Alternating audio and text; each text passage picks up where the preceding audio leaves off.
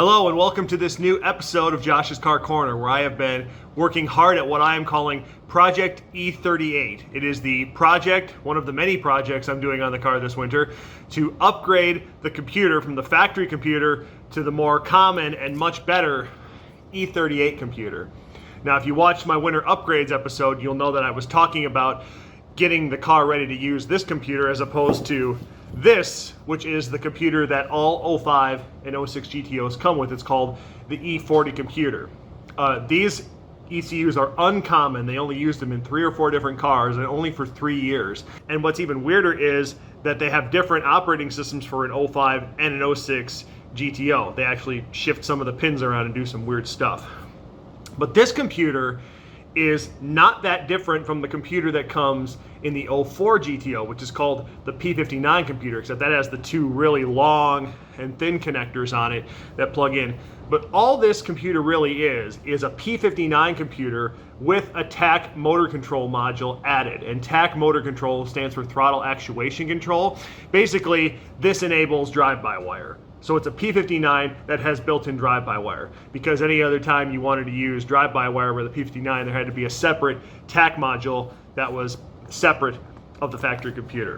All 2006 and 7 VZ utes built in Australia use the E38 computer, so it does work. I just have to figure out how to make it work in the GTO. But the reason I want to learn how to use this computer in the GTO is, one, they're much more common and they're a heck of a lot cheaper. I brought this refurbished from a website on Amazon for I think $130.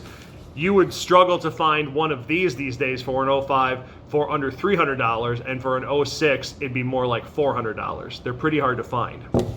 So this is definitely the way to go. Plus, this is got a faster processor in it, so it has faster reading and better resolution on sensors like the MAF sensor. It has better timing abilities for like the fuel injection and the spark.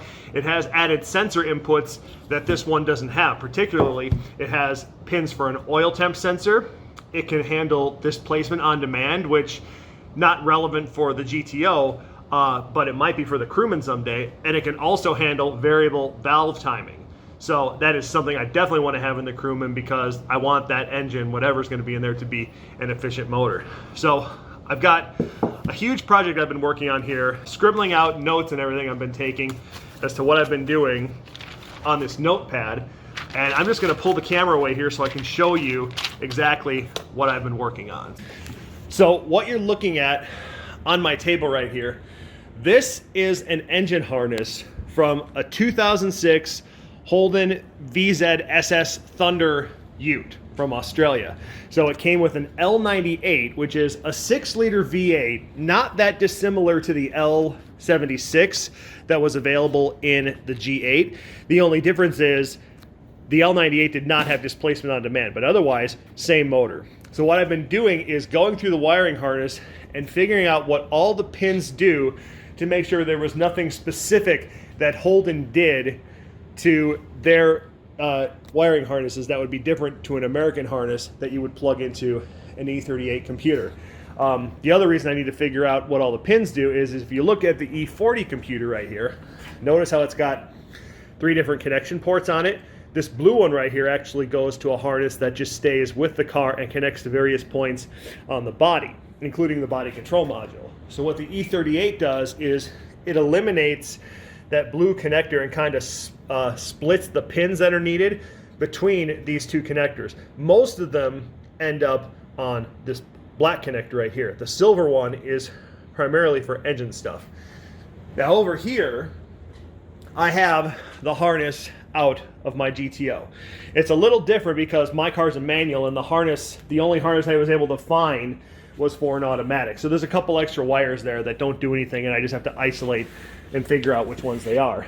But if you see right here, so on the E40 you've got the black and the silver connectors, and like I said, the blue one is still in the car. So it's basically going to be combining the pins from these 2 and repinning to connectors I actually have laying over here. This is a harness out of a 2013 SS Camaro that I purchased on eBay 2 or 3 years ago when I was initially hatching the plan to do this. I wanted to have an extra harness. So I'm not going to be using this harness because, for one thing, the Camaro has the computer on the passenger side of the engine bay, and as we know, the GTO is over on the driver's side.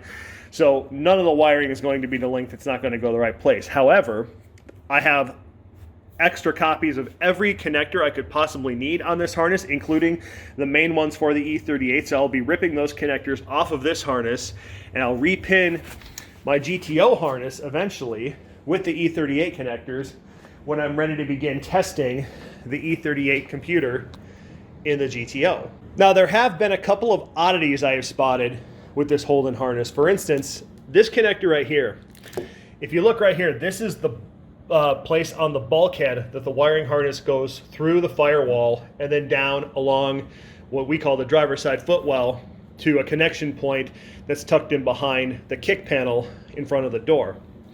Now, on the GTOs, this connector is different. So this one, if you look at it, and if you're familiar with the GTO connector, there's not the little arms sticking out on the side here that clamp in, because our cars use a locking connector that actually rotates and pulls the connector in and locks it in place, the same as the kind of connectors you would find on an ECU.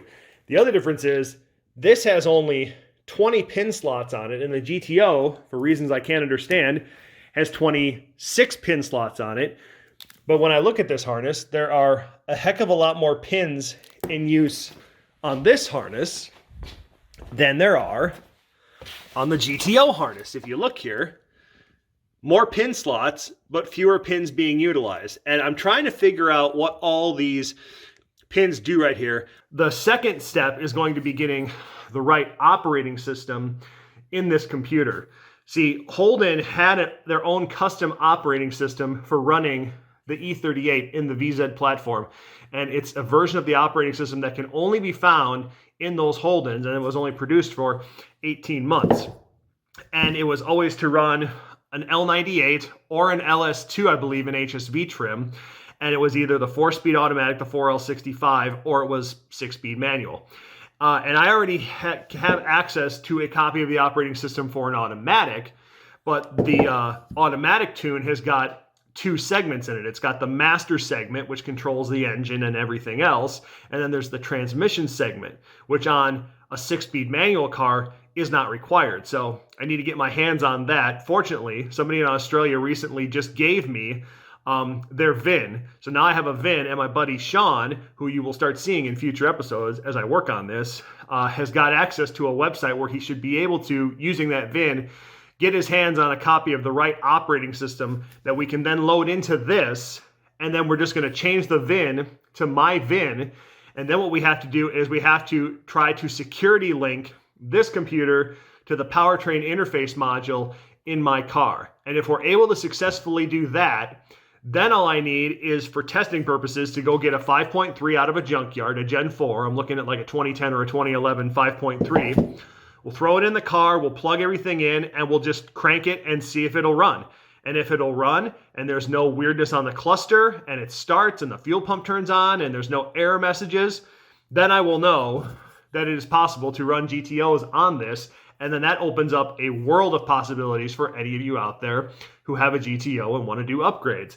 If you want to just drop an LSA or an LS7 or an LS9 or any Gen 4 motor into your GTO, all you have to do is repin your harness to accept this, get the right operating system installed, you're off and running. And you don't have to worry about working with a 24X motor anymore or trying to do any of this backward stuff. You get an oil temp sensor, VVT, DOD if you want it. And it's just a much better computer because it logs faster, it records faster, and it's just a much better tuning platform than this old dinosaur. And like I said, these are worth a lot of money, so you could probably sell this and recoup a good amount of your investment in upgrading to the new platform. So I'm going to keep working on this project, and I will be providing updates as I get things done, and I'll let you guys know how the project is going. So thanks for watching this one. We'll see you soon.